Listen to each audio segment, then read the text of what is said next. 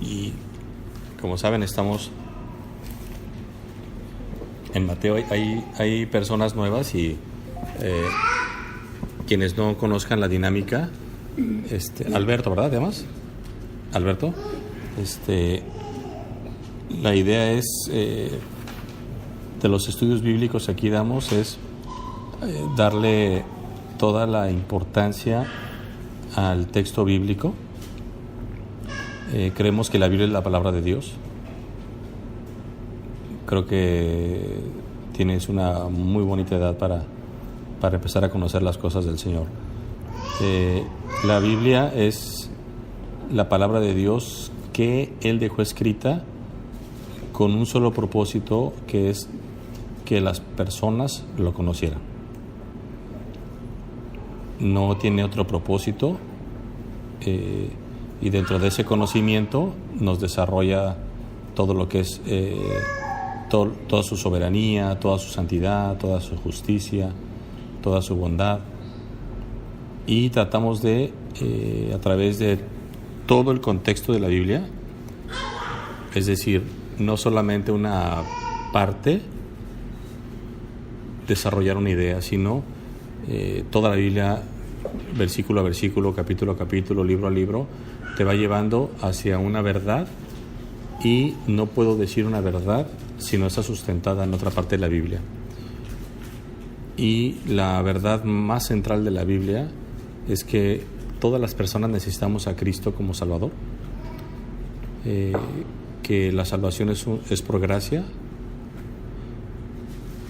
y que el día de mañana Vanessa, Esmeralda, Edith, tú, mi esposa, yo, vamos a estar delante de Dios entregándole cuentas de lo que hicimos, tanto cuando nos miraban como cuando no nos miraban, porque Dios es un Dios que está en todo momento y en todo lugar presente. No es como una doctrina que enseña el panteísmo. El panteísmo es una doctrina que dice que Dios está en la taza, Dios está en la mesa, Dios está en el lápiz, en la pluma. No, eso se llama panteísmo. No, Dios no está en los objetos. Dios está en todos lados, pero nada, no en lo material. Entonces esa parte es muy importante entenderla. Dios es espíritu y así hay que adorarle. Y ahorita estamos estudiando Mateo, donde nos encontramos de verdad unas enseñanzas por demás maravillosas. Y hoy vamos a hablar lo que por historia lo conocemos como el Padre Nuestro, que es un rezo común en algunas iglesias, y ese rezo común es bíblico, pero hay una gran diferencia entre rezar y orar. ¿Tú conoces la diferencia, Vanessa, entre rezar y orar? ¿No? ¿Tú, Edith, cuál es la diferencia entre rezar y orar? Bueno, sé que orar es una plática, parece que tenemos con Dios. Que rezar, no sé, la verdad no sé cómo definirla, pero me imagino que es más como, no sé si estoy bien, pero no está bien decir rezar a Dios. No sé qué significa rezar, Okay. pero no está bien para decir rezo a Dios, sino oro por Dios. Ok. ¿Tú cómo te llamas, perdón? Adilene. ¿Adriana? Adilene. Adilene, perdón. ¿Tú sabes la diferencia entre rezar y orar? ¿No? Ok. Adelita. No, espérame. Esmeralda. Pues ya que estamos, Roberto. Alberto. ¿No? Okay. Sin pena, ¿eh? Aquí el tema es que todos somos ignorantes, no te preocupes. Aquí todos partimos de cero. Adelita, ¿la diferencia entre rezar y orar? La diferencia entre rezar y orar, pues rezar es que también repite las mismas frases, la misma palabra, y orar era lo que yo no entendía antes, pero es una plática con Dios. Ok. Rezar es simple y sencillamente repetir frases. pero repetir unas frases siempre las mismas, tal y como está escrito. Es decir, Padre nuestro que estás en el cielo, santificado. Ese es un rezo. Y me llego a la noche y lo mismo. Y llego en la mañana y en lo mismo. Eso es rezar. Orar es platicar con Dios. Es una gran diferencia. De hecho, cuando estamos nosotros aquí tomando estudio, estamos orando. Pero orando entre nosotros, ¿no? Son oraciones. Entonces no es un tema de repetición, sino es un tema de una comunicación, un diálogo. Entonces rezar es repetir. Y vamos a ver lo que dice la Biblia en la... Apóyame con tu hija. No es cosa menor lo que Jesucristo nos enseña del rezar. Y lo vimos la semana pasada, en estos días, de que hay que orar en secreto. Y vamos a empezar desde el versículo 5. 6:5. Mateo 6:5.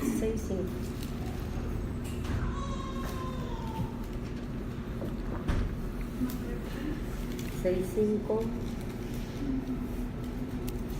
Y el que está orando, el que está platicando, es el Señor Jesucristo. Dice, y cuando ores, no seas como los hipócritas, porque ellos aman el orar en pie en las sinagogas y en las esquinas de las calles, para ser vistos por los hombres. De cierto os digo que ya tienen su recompensa. ¿Quién se acuerda qué significa hipócrita? ¿A quiénes se refería en aquel tiempo los griegos cuando usaban la palabra hipócrita? Era la máscara que llevaban los actores, personificaban a un personaje. Exactamente, la hipócrita es la máscara que usaban en el teatro los actores. Entonces esa máscara podía tener una sonrisa, alguien llorando, alguien con chapas. Ese es un hipócrita. Es alguien que pone una máscara. Que ahorita llego yo a casa de Vanessa y como yo quiero quedar bien con Vanessa, entonces me pongo una máscara y entonces hago que Vanessa escuche de mí lo que quiere escuchar. No, sí, fíjate que no, pues sí. Y Vanessa empieza a hablar mal de alguien y yo me hago como ella, ¿no? Y entonces ahora voy con Edith y resulta que estamos hablando mal de Edith y me quito mi máscara de Vanessa y me pongo una diferente y digo, fíjate que Vanessa está hablando mal de ti. Y decía esto y esto. Entonces soy la misma persona, sí, actuando de una forma hipócrita, con una máscara que tiene únicamente la característica de representar a alguien que no eres tú. El hipócrita tiene esa característica. Es la misma persona representando a alguien que no eres. Ay, no, sí, la verdad sí está difícil la cosa y todo. Y te sales y, es tu bronca, ¿no? Y te las arreglas, ¿no? Es un hipócrita. Dice el 7. Y orando, no uséis, Mateo 6:7. Y orando, no uséis, ¿qué dice? Vanas repeticiones. Como los gentiles que piensan que por su palabrería serán oídos. Fíjense qué curioso, de los hipócritas del versículo de quienes hemos venido, nosotros hace rato hemos estado hablando de los fariseos. Bueno, de la hipocresía de los fariseos, ahora Dios pasa a las palabrerías y falsas repeticiones de los gentiles. Fíjense qué curioso, no dice, y orando no uséis vanas repeticiones como los fariseos. Esa parte es bien interesante, sino lo hace como los gentiles. Bueno, ¿por qué era eso? Resulta que los gentiles, ¿quiénes saben qué son los gentiles?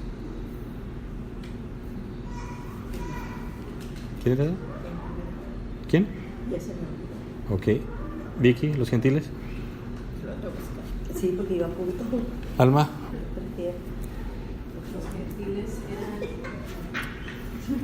La Biblia divide a los pueblos en dos maneras: el pueblo de Dios y el resto.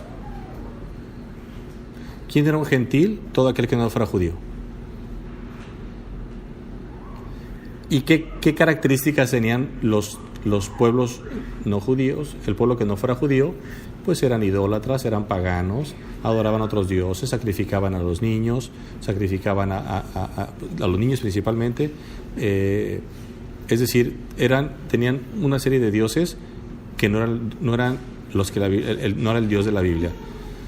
Y tienen una característica en aquel tiempo de Israel, de Grecia, donde de 8 de la mañana a 12 del día, los sacerdotes y los griegos, que tenían algo que ver con los altares a otros dioses, repetían una frase que decían: Baal, escúchanos, Baal, y estaban de 8 de la mañana a 12 del día.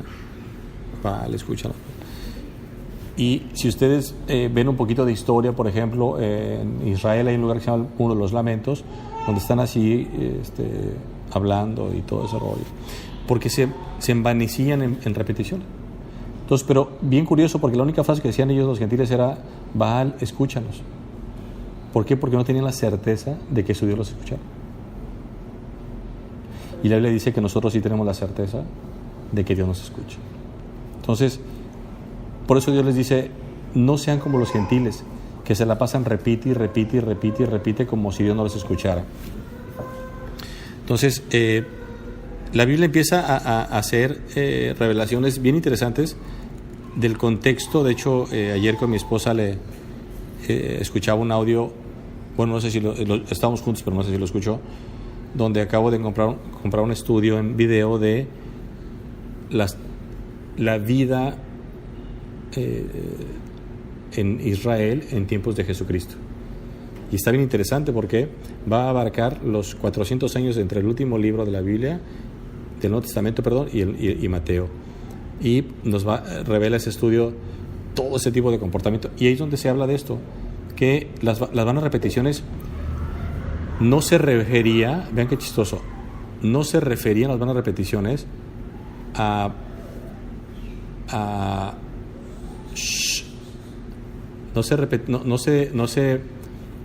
no era un término común. Las repeticiones que usa la palabra ahí era el término que se utilizaba para los tartamudos, que un tartamudo involuntariamente está repitiendo una palabra hasta que puede repite unas sílabas hasta que puede terminar una palabra, pero le puede llevar mucho tiempo. Entonces Cristo les dice es que no se comporten como gente tartamuda. Y al decir vanas repeticiones, le estaba diciendo repeticiones que no tienen sentido, que para Dios vanas significa huecas, vacías, que para Dios son vacías.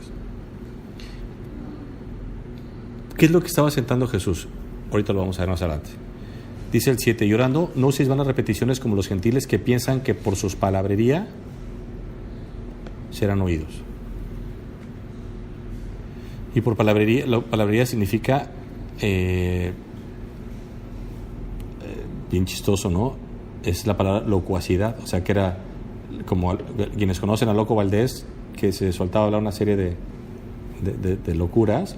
Ese tipo de palabrería, ¿no? Locuacidad. Sí, donde no, o sea, dices mucho y no llegas a nada, ¿no? Cantinflear se diría hoy en día, ¿no?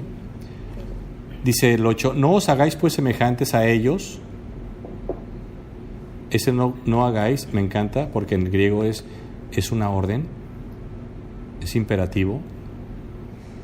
Dice, no os hagáis semejantes a ellos, no. Y Cristo les dice, aléjense a sus discípulos, aléjense de ese tipo de oración. Porque vuestro Padre sabe de qué cosas tenéis necesidad antes que vosotros le pidáis. Miren, déjenme leer otra vez esto y léanlo conmigo.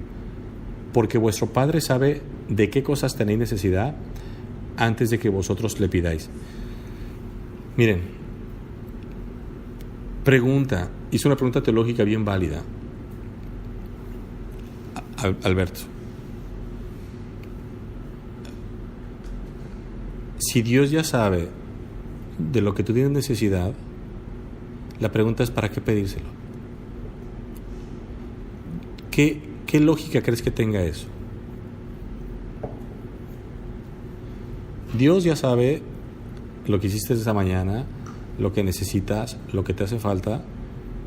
La pregunta es, ¿qué sentido tiene, qué caso tiene entonces pedírselo?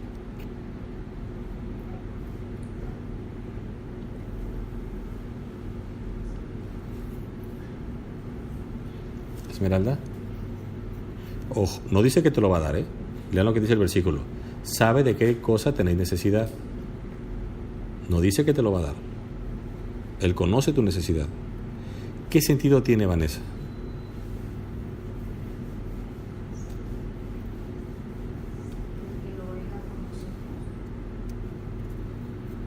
Ok, es válido, sí, que lo escuche de nosotros. ¿Tú? ¿Qué sentido tiene? Si Él ya conoce mi necesidad. Pues en realidad no le doy sentido más que Él es el que va a decidir en qué momento estamos listos para que nos dé, y pues ya darle las gracias por habernos dado lo que necesitamos. Bueno, pero entonces ¿cómo me resuelves el versículo 9? Ve lo que dice el versículo 9, las primeras 4 palabras. Léelo en voz alta. Vosotros pues oraréis así. Entonces, si no tiene sentido, ¿por qué Jesucristo dice, vosotros pues oraréis así? Y eso es lo maravilloso de la Biblia. Lo que Dios pretende en nuestras oraciones son varios factores. El primero es desarrollar un carácter donde nosotros mismos sepamos que tenemos necesidad de algo. Porque ese es uno de los problemas que tiene el corazón del hombre. El hombre cree que no necesita nada. Y si tiene algo, lo que quiere es resolverlo él. Y lo primero que te desarrolla el hecho de orar, lo primero es dependencia. Es decir, llegas a un punto donde dices, de aquí para acá no puedo. Resulta que yo gano 10 pesos y necesito 12. ¿Cómo le hago, Señor, para que estos 10 me rindan como si fueran 12? Y es ahí donde entra la dependencia. La oración, lo primero que te va a hacer es demostrarte tus límites. Hasta aquí puedo yo. El problema del hombre es que si no aprende a reconocer sus límites, entonces lo único que va a hacer es no depender de Dios. Quien no reconoce sus límites nunca va a depender de Dios. Nunca. ¿Por qué? Porque entonces por eso robas. En lugar de depender de Dios, prefiero robar. En lugar de pedirle a Dios, Señor, bendíceme con un trabajo, mejor salgo y robo y asalto a alguien. Y me robo un carro, me robo una casa, me robo lo que sea, y entonces genero dinero. ¿Por qué? Porque no quiero depender de Dios. Porque recordemos que Dios, lo primero que es, antes que nada, es santo. El atributo mayor en la Biblia de Dios, no por encima de todos, pero el que tiene una relevancia que impacta al mundo, es la santidad. Ese Dios que no te permite pecar, que no negocia con tu pecado, y lo único que hace es decirte, Vanessa, deja de hacer eso, porque me estás ofendiendo. Punto. Conmigo no vas a llegar con una ofrenda. ¿Recuerdan lo que dice en la ofrenda? ¿Quién estuvo en ese estudio? Que dice, si vas a ofrendar y un hermano tuyo tiene algo contra ti, deja la ofrenda y ve y arréglate con él. Pero es la ofrenda. No, yo soy un Dios santo. Yo no recibo tus migajas. Yo no recibo tus ofensas. Yo no me dejo chantajear. Y eso es maravilloso de Dios. ¿Dónde está lo maravilloso de eso? Bueno, en que el Dios de la Biblia es el único Dios que nos exige santidad. No hacer lo bueno, nos exige santidad. Porque lo bueno lo hacen hasta los villanos.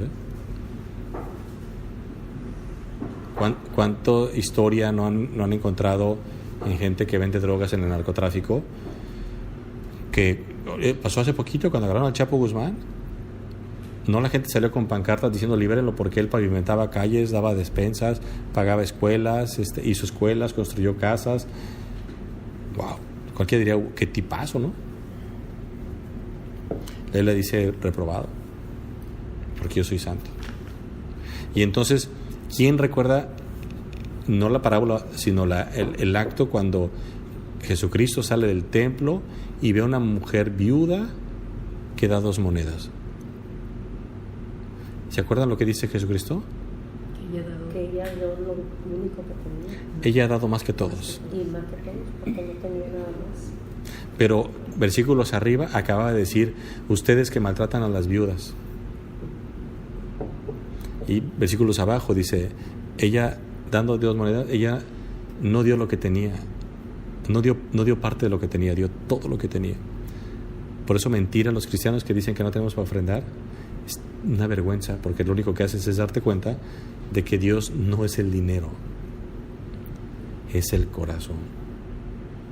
Es decir, yo sé que Edith, dar esto te dolió. A Rubén no. Rubén lo agarró de ahí lo que tenía ahí. Tenía 10 aguas y te dio 2 y dijo, me quedo con 8, así que no me pesa. No, tú diste el agua que te dio Rubén, tú agarraste y se la diste a alguien. ¿No? Tú diste tú todo. Cuando nos duele dar es cuando aprendemos a ver cómo Cristo dio.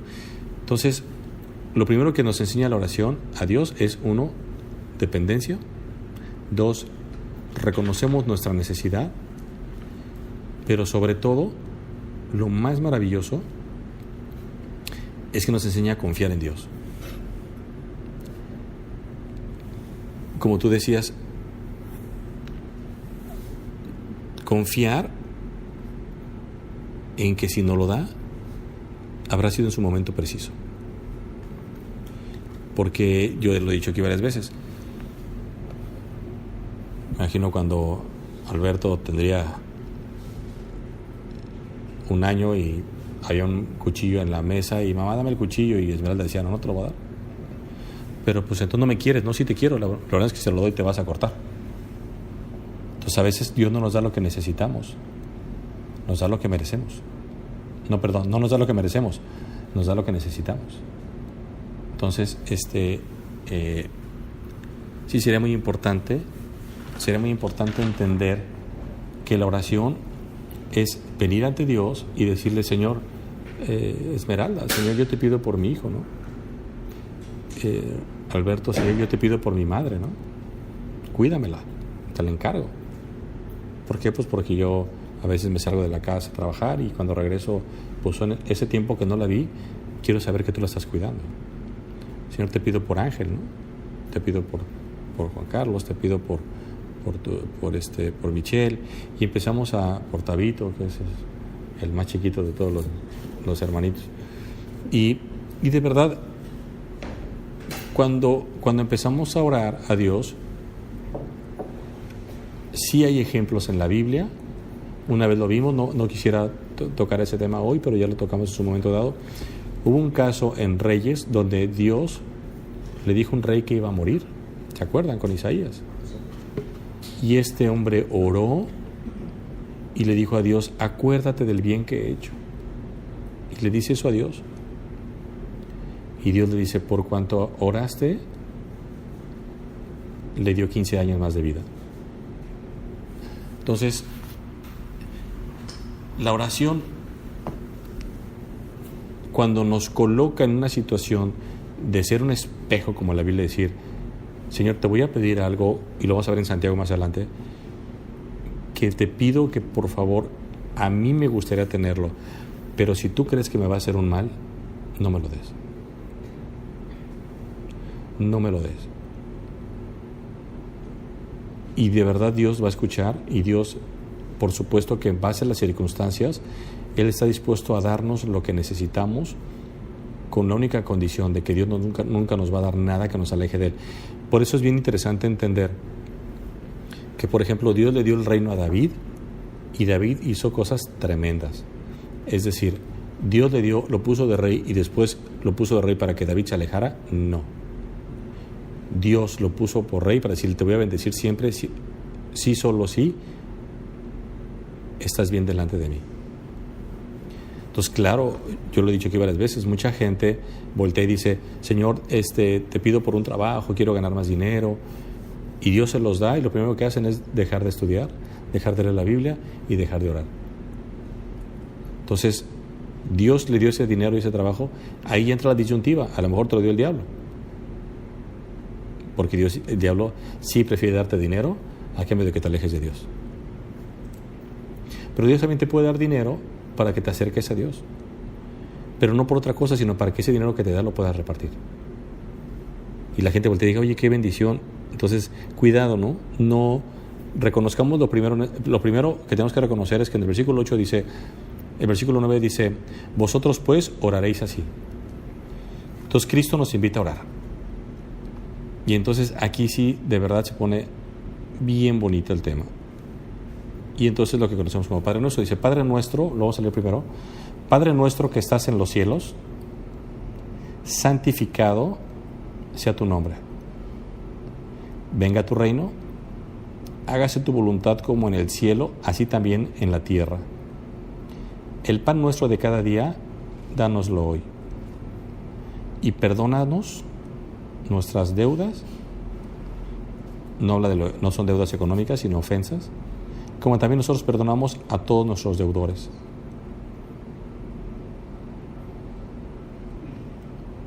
Y no nos metas en tentación, más, es decir, antes bien, líbranos del mal. Porque tuyo es el reino y el poder y la gloria por los siglos de los siglos. Amén. Lo primero que hace, fíjense, de todo el tiempo está hablando particular Jesucristo, y aquí dice, vosotros oraréis así, Padre nuestro que estás en los cielos. Miren, una de las características de la oración es, si es cierto, versículos arriba, dice, y tú cuando ores, enciérrate en tu cuarto, cierra la puerta y ora al Padre, ¿se acuerdan? Bueno, pero aquí lo hace en grupo. Aquí dice, Padre nuestro, no mío. Padre nuestro que estás en los cielos, santificado sea tu nombre. Miren, lo primero que Jesucristo nos enseña en el Padre Nuestro, que quiere que tengamos en la mente, lo primero es que sepas a quién te estás dirigiendo. Y en base a cómo te estás dirigiendo a Él, y en base a cómo, en cuanto conoces a quién te diriges, va a ser tu oración. Ejemplo. Arriba dice, no sean como los gentiles que con vanas repeticiones, que le decían, Baal, escúchanos. La Biblia dice, clama a mí, yo te responderé. Dios siempre dijo, yo los voy a escuchar. Y lo que dice Jesucristo, lo primero que deben de hacer es que quien le van a orar es su Padre. No es un Dios distante, no es un Dios lejano, no es un Dios indiferente. Por eso, y lo cuento como testimonio, yo no tuve papá. Mi papá murió cuando yo tenía 6 años. Y a mí cuando me hablaron de Dios, pues me porté como todo, ¿no? Indiferente, grosero y muchas cosas. Pero cuando Dios puso en el corazón de Susana hablar de Dios como Padre, no, bueno. Ahí sí dije, ahora sí me interesa, lo que quieras que platicamos. Porque era lo que nunca tuve, era un padre. Entonces cuando me dijo que es mi padre, dije, no, todo lo que quieras decirme de él lo quiero escuchar. No me interesaba que fuera todopoderoso, que fuera omnisciente, no. Cuando me dijeron, es un padre amoroso, con eso me bastó para interesarme en él. Entonces cuando tú ores al Dios, oras sabiendo, uno, que es tu padre. Dice, Padre nuestro que estás en los cielos. Dios está en el cielo. Hay 3 cielos en la Biblia. ¿Quién los conoce, los 3 cielos que menciona la Biblia? Bueno, el primer cielo es este que vemos, el de las nubes. Eso lo van a ver lo vamos a ver en otro estudio. El segundo cielo es donde están las estrellas, los planetas y todo el universo. Y el tercer cielo en la Biblia es donde mora Dios. Por eso me encanta cuando hacen estudios de distancia entre el universo y las galaxias y demás, y que es infinito, y dice la Biblia en Salmos que Dios está separado de su creación. Eso es increíble. Increíble, ¿no? Entonces, ¿qué es lo que dice Cristo? Bueno, al Padre a quien estamos orando es su Padre y está en los cielos. Dice, santificado sea tu nombre. Esta parte es bien interesante. No es que nuestra oración, a ver si me explico, no es que en nuestra oración haga santo al nombre de Dios, dice, santificado sea tu nombre. No. Es reconocer que delante de nosotros es un Dios santo. O sea, Padre nuestro que estás en el cielo, santo es tu nombre. Y vean qué interesante, ¿eh? No dicen santo eres tú. ¿Por qué dirá santificado sea tu nombre? ¿Qué implicaba en la Biblia del Antiguo Testamento los nombres? ¿Se acuerdan qué implicaba? El carácter de la persona. El humor. ¿Perdón? Es que iba a decirle el humor. ¿Humor? Es el carácter. Ah, ok. Es el carácter. Entonces, la Biblia nos habla de que Dios es un Dios santo. Y luego dice, venga tu reino. Aquí es un tema teológico. Bien, no quiero profundizar mucho, pero sí quiero dejar por lo menos unas bases un poco sentadas. Dice, venga tu reino. Y ven que ve curioso. Venga tu reino, hágase tu voluntad en el cielo, así también en la tierra. Vean qué curioso. 1. Pide que venga un reino. ¿Se acuerdan cómo decía Juan el Bautista? Arrepiéntase porque ¿qué? El reino de Dios está cerca. El reino de los cielos se ha acercado. ¿Y qué fue lo que sucede? Bueno, Cristo vino a establecer su reino, sí. Pero ¿qué dice Juan? A lo suyo vino y los suyos no le recibieron. Por eso cuando Jesucristo estaba aquí hablando, lo que estaba diciendo es, yo vengo a establecer el reino, díganle a Dios que venga, pero ¿qué característica tiene ese reino? Dice, en ese reino dice, hágase tu voluntad en el cielo, así como en la tierra. Y aquí vamos a entrar un poquito de polémica en dos temas. 1, venga su reino. Dios prometió a Israel que Jesucristo iba a venir a reinar físicamente a la tierra. Y desde Israel iba a establecer su reino y todo el mundo lo iba a adorar. Y todo el mundo lo iba a reconocer. Y él iba a ser el rey salvador de Israel, que le iba a liberar de la esclavitud, pero también de la esclavitud de sus pecados. A eso vino Jesucristo. Ese es el propósito por el que vino. Bueno, por ahí de Mateo, no me acuerdo, más adelantito, le dicen, Jesucristo libera un endemoniado y le dicen, por Belcebú, tú sacas a los demonios. Y es ahí, a partir de ese versículo, a ratos los pongo en el grupo, a partir de ese versículo es donde Jesucristo rompe con Israel. Teológicamente, históricamente, ahí Jesucristo rompe con Israel. ¿En dónde está el sustento? ¿En dónde está el sustento? Bueno, Jesucristo les dice al pueblo, miren, mi padre les mandó profetas y los mataron. Y no le creyeron.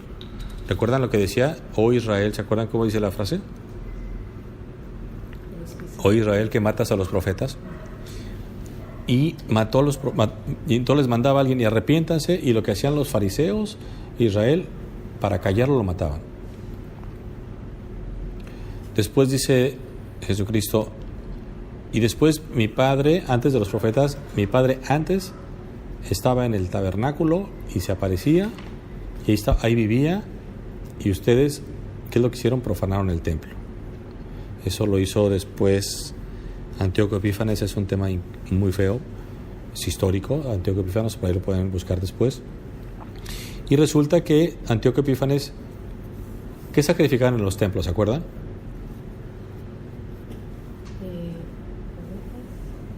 Corderos. Y quienes hayan leído Levítico y Deuteronomio sabrán que había animales impuros. Y uno de los animales más impuros para Israel era el cerdo. Y si ustedes recuerdan cuando Jesucristo libera al Gadareno, ¿se acuerdan dónde aventó los demonios? Sí, al precipicio No, a los cerdos. A los cerdos. Y los cerdos se fueron al precipicio. se despeñaron. Al despeñadero. Lo tremendo de este mensaje es que hacían cerdos dentro de Israel cuando eran animales que no tenían que estar ahí. Y la palabra más dice que dicen es apacentando los cerdos. Bueno, Antíoco Epífanes, en el año 150 más o menos antes de Cristo, profanando el templo, va y mete un cerdo. Y ahí sacrifica un cerdo. Y es donde Dios dice hasta aquí. Ya lo había dicho 200 años, pero ya era el colmo de las afrentas hacia Dios, alguien que llevó un animal impuro y lo sacrifica en el templo. Entonces, el reino de Dios era un reino liberador, un reino que Él prometió, del cual habla también Daniel, que Cristo iba a reinar por 1000 años en la tierra. Bueno, Jesucristo les dice, cuando oren, oren así: Padre nuestro, venga a tu reino. Y él ya estaba aquí, el rey, que era Jesucristo. Y luego vean qué tremendo lo que dice: hágase tu voluntad,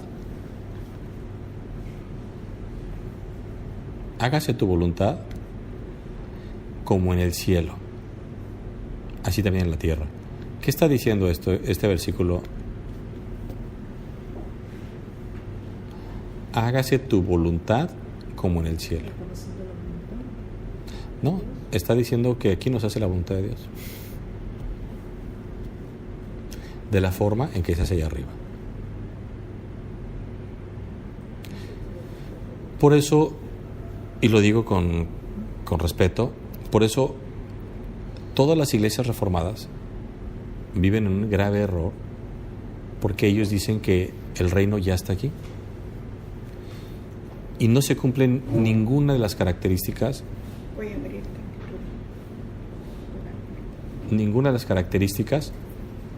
que la Biblia habla de un reino. Entonces, las iglesias reformadas enseñan que ahorita vivimos en la época del reino, pero que poco a poco Dios estará entablándolo. Perdón, pero yo siento y veo todo lo contrario. Yo veo cada vez al mundo más distante de Dios.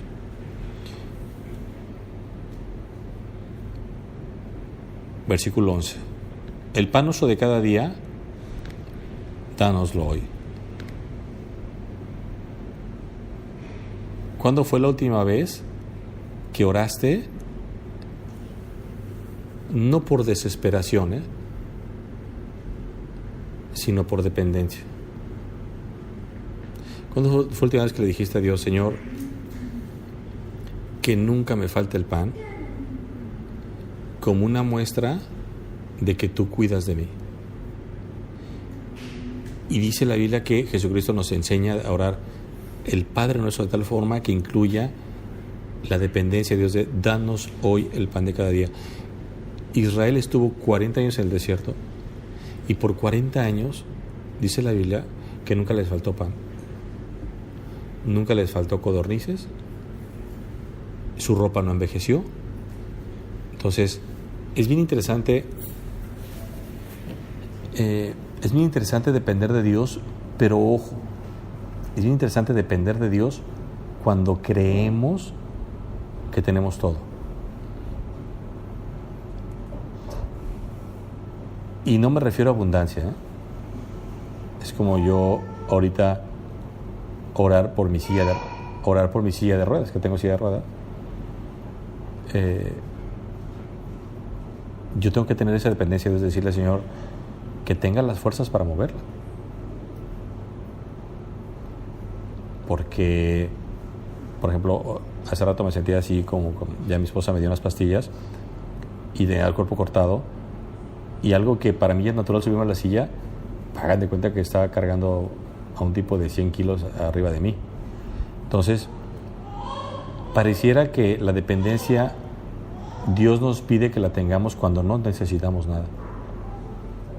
Y es al revés.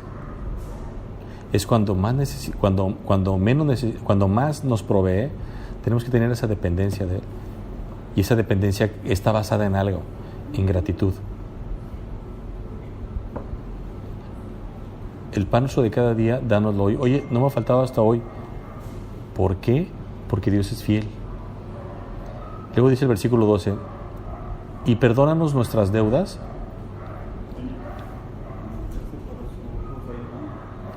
Y perdónanos nuestras deudas, como también nosotros perdonamos a nuestros deudores. Aquí hay dos temas bien interesantes. Se traduce también como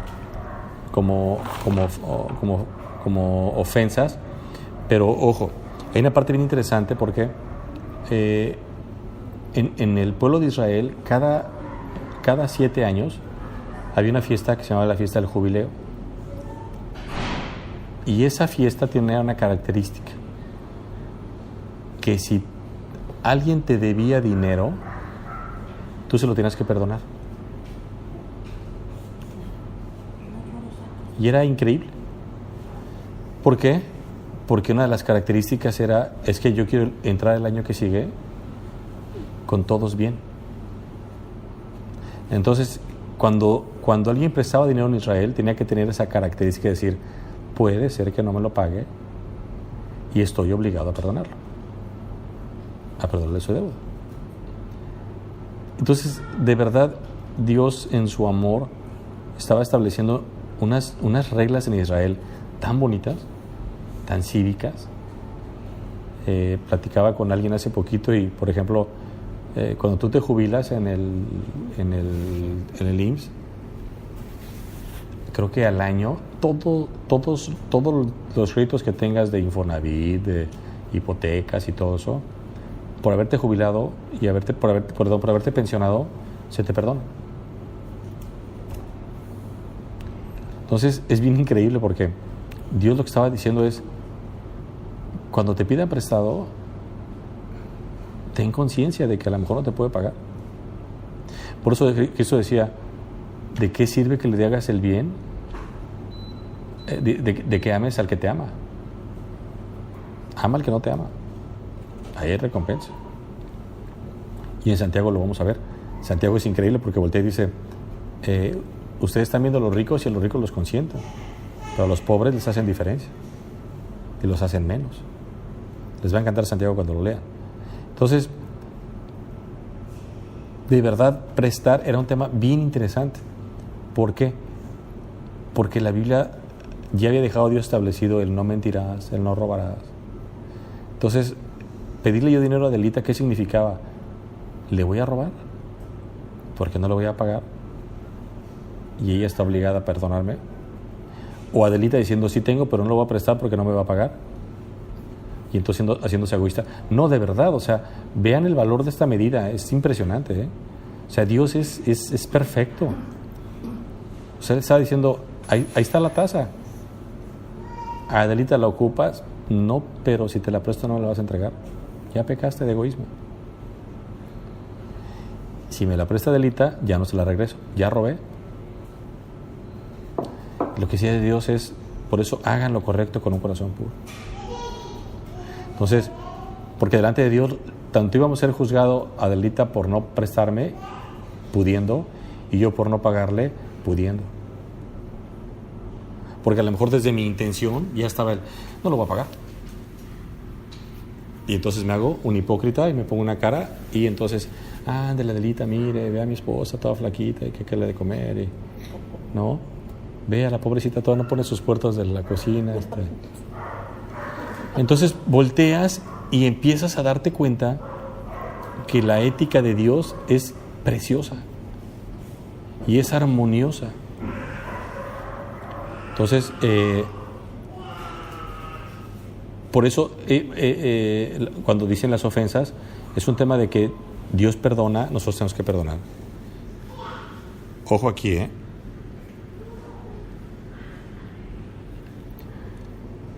Versículo 3.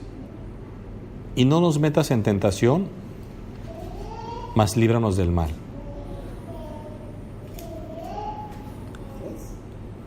El 13. Esta parte es bien interesante. A ver, no se pierdan ahí. Vamos a ir a Santiago. Ahora sí, conéctense a un cable eléctrico porque les va a dar choques ahorita.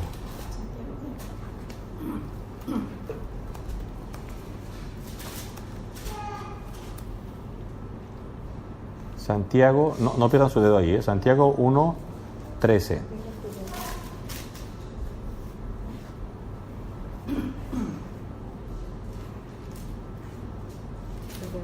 Santiago 1:13.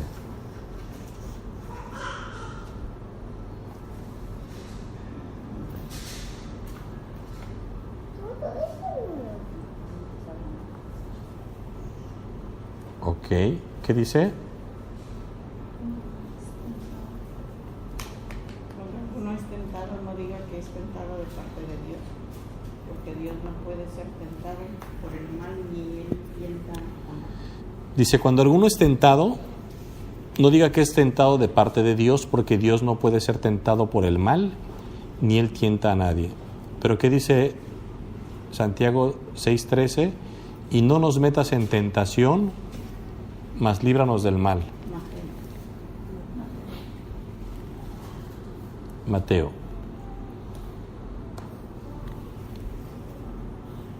6:13. Y no nos metas en tentación, mas líbranos del mal. ¿Cómo conciliamos esto?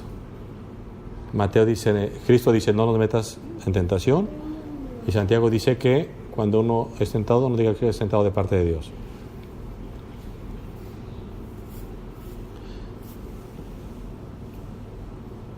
Cuando hay situaciones dudosas así, es muy interesante.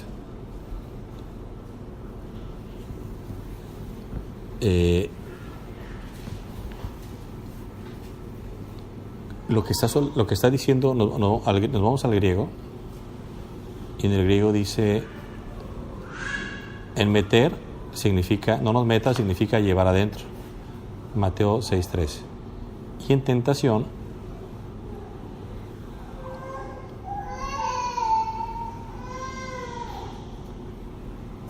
en tentación, significa poner a prueba. Es bien interesante. Lo que está haciendo aquí Jesucristo es, no permitas que llevemos la prueba a tal grado que nos atraiga el mal. O sea, esta parte es bien interesante entenderla. Dios no mete a nadie en tentación. Dios prueba, que es una traducción diferente aquí.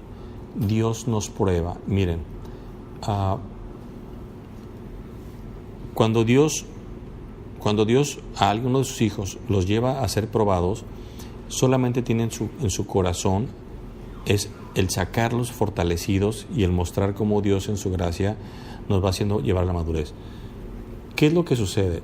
Todos hemos estudiado, aunque sea la primaria en esta mesa. ¿En qué consiste una prueba? Cuando el maestro decía, a ver Vicky, abra su cuaderno y lo va a hacer un examen. ¿En qué consistía el examen?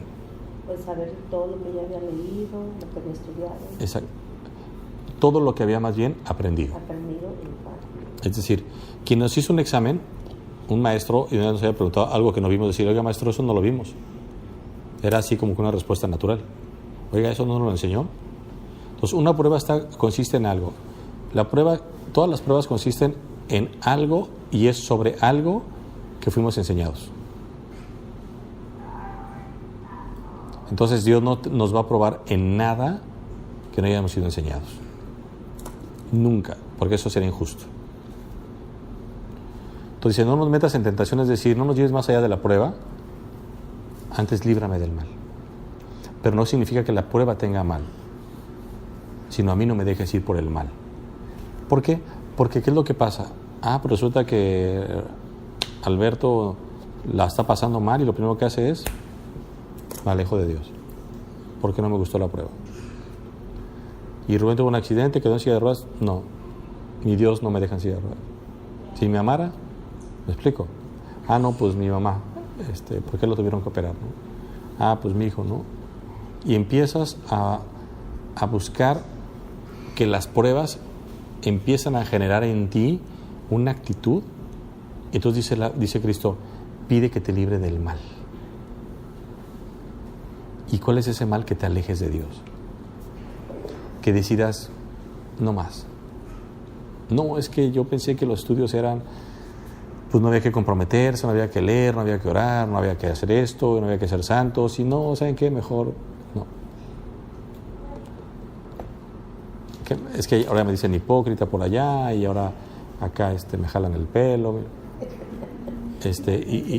y ahora y de verdad empezamos a decir, y entonces voltea y dice Dios, caray, si para tus amigos pagas un precio, desvelarte, ser grosero, muchas cosas, y dice Dios, tú pide que te libre del mal, porque el mal siempre va a estar a la puerta, y cuando somos probados de parte de Dios, de verdad, hay quienes hemos sido probados, hemos aprendido una lección bien bonita, que prueba reprobada, prueba repetida. Con Dios es así. Con Dios, prueba que reprobaste, dice Dios, no te preocupes, va otra vez. Oye, pero va otra vez. Pero ya casi llega nomás, le di una mentadita de madre, fue chiquita, vas para atrás. Me iba a robar todo, pero me robé un pedacito, dice Dios, vas para atrás. Y de verdad, Dios dice, no, o sea, tienes que ser perfecto, tienes que ser completo. Y fíjense qué bonito, No hay cosa más satisfactoria hoy en día, quienes conocemos al Señor, que cuando hacemos algo, reconozcamos que el logro fue de Él, porque en otro tiempo no lo hubiéramos logrado. Y no pasa nada cuando a los 2-3 meses cometemos el mismo pecado y es la misma prueba que ya habíamos superado, la reprobamos. ¿Qué sucede ahí? Nos soltamos de Dios. Y por eso dice, no nos libró del mal, porque no se lo pedimos. ¿Por qué Dios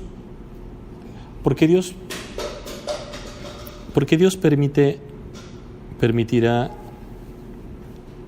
que Esmeralda, que Alberto, que ella, que tú, que cometamos pecados del que quieras, grandes, chicos? ¿Qué gana Dios con eso? ¿Qué gana cuando tú eres rebelde, Alberto? Sí gana. Gana demostrar que tienes libre albedrío. Esa es su ganancia. El decir, yo te hice libre. Solo que estás usando tu libertad de una forma equivocada. Porque a Dios nada le costaría decir, hijo, ahí va otra vez Esmeralda a hacerlo. A ver, Juan Gabriel no. Tú, Santo Gabriel, perdón. Santo, si a Juan Gabriel no le hubiera hablado, se los prometo. Ese no. Al Santo Gabriel, al ángel Gabriel, a ver, Gabriel, agarre las manos. No, Dios nunca hizo eso. No lo hizo con Adán y Eva en el Edén.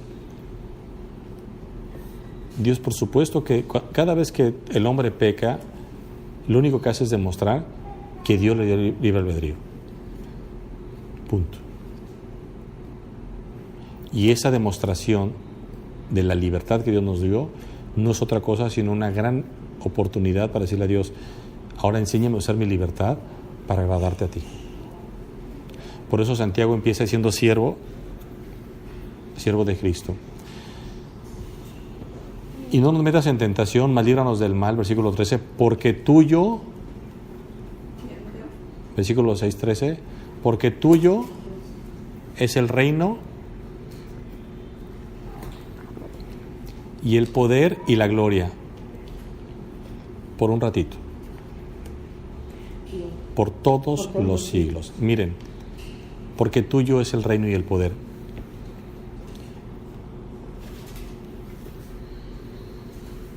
Jesucristo acaba su oración diciendo, la razón de todo esto y de cómo quiero que les digo que oren es sencilla, porque tuyo es el reino y el poder.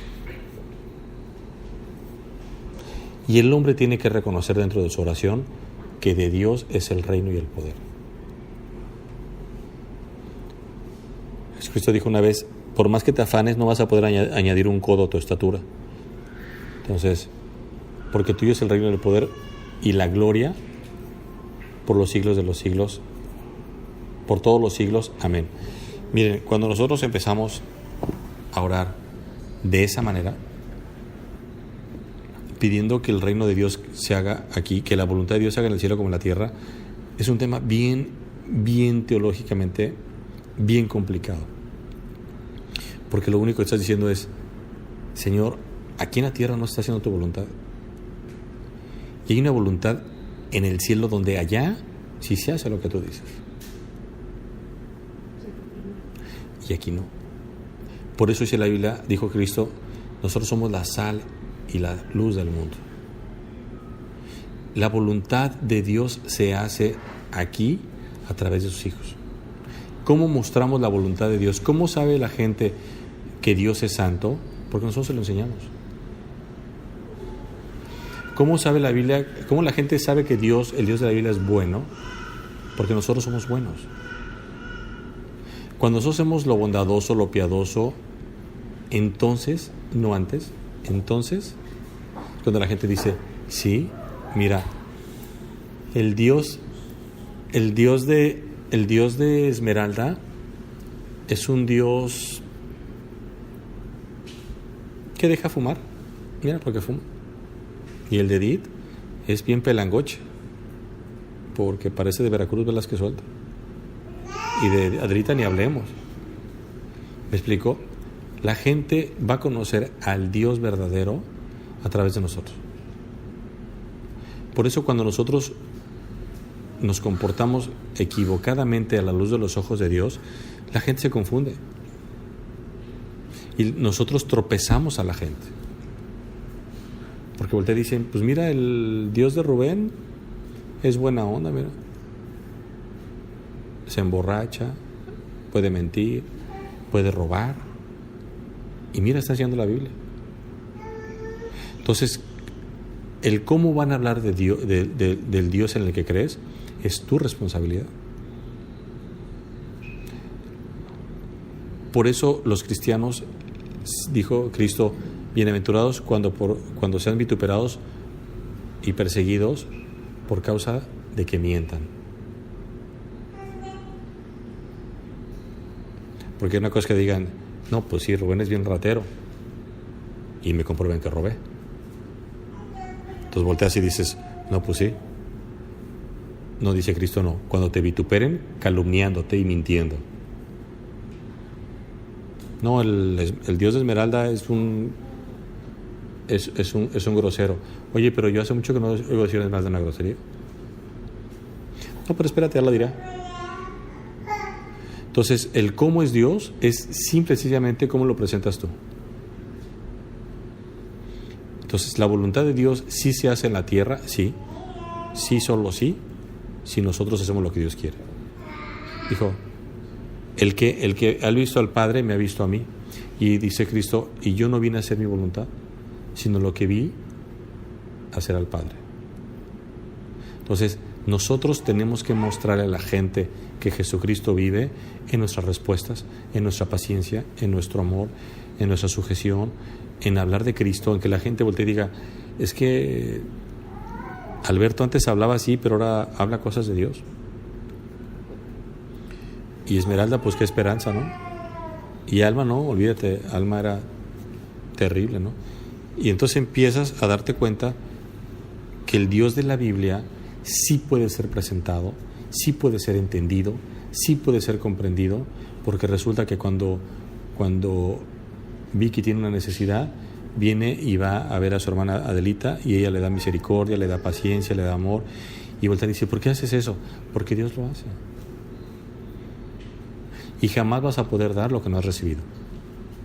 Por eso dice la Biblia, dar de gracia lo que recibiste de gracia. Entonces, cuidado cuando el Dios que estás presentando es un Dios que está completamente distanciado de la realidad. Por eso a la gente no le importa ser católico, mormón, testigo de Jehová, ninguna religión. ¿Por qué? Porque no están comprometidos con su Dios.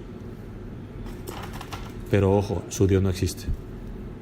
Hay un solo Dios, y es el Dios verdadero, y es el Dios de la Biblia. Vamos a orar. Padre nuestro, gracias por darnos vida y vida en abundancia, dice tu palabra. Gracias por las personas que vinieron, Señor, que en el nombre de tu Hijo ellos comprendan que tú eres un Dios santo, un Dios justo, un Dios perdonador, pero que vamos a entregar cuenta de nuestros actos. Gracias por Alberto, Señor, yo me gozo porque vino, que se haga tu hermosa voluntad en su vida, Señor, y que él te pueda reconocer y conocer.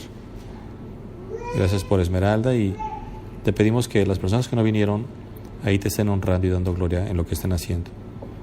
Por Cristo Jesús. Amén.